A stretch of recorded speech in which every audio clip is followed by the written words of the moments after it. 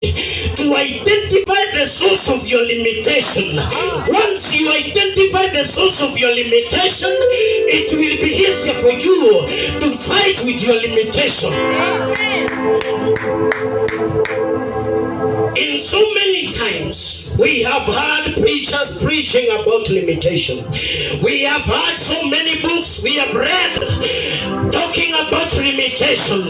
But one thing I've brought to you today is testimony of yeah, kuzimbo sio sisi mbakuibo mwene limena lije exactly kabisa yani kulimena hiyo unaweza kuli kibara kiziza musare ba usomi bible na sako wakende kibali yeah na kandi gaba limena lije gomeranga kuibo mwene fana butu mwakibwa wena abakubahulizanga zimbo zizyo banore kikira fana bandazi babitira mu bindu biwako bitira mu mulimena okay zinembo kuzinora zibuli abondo na zinora yani bujumbe bwena abantu banore mu zinembo zizyo bujumbe nile yani kuba mundu kumuhamuo kumuhamuo mbole kandi bitira mu hali ngumu endinyu kubeni nyinga wazotori niba zindari kumustiti kumuda kidogo but nato musaimbe mvuka efe jibe koje na yitamika kuna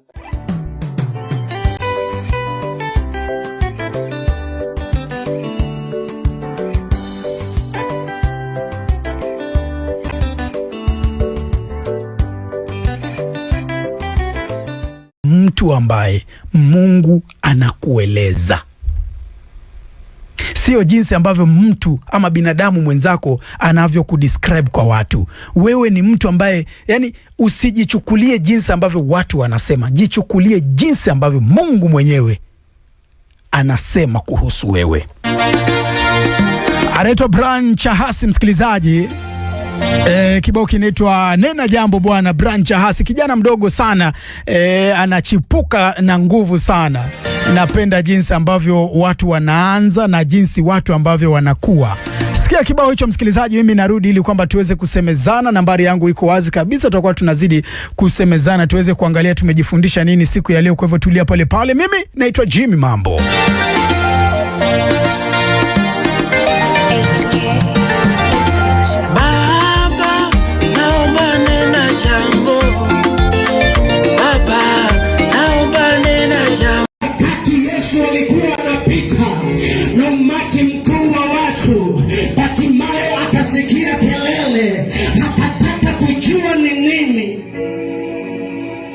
Biblia inasema kwamba kumwambia ni Yesu mwana wa Nazareti, ni Yesu mwana wa Daudi anapita.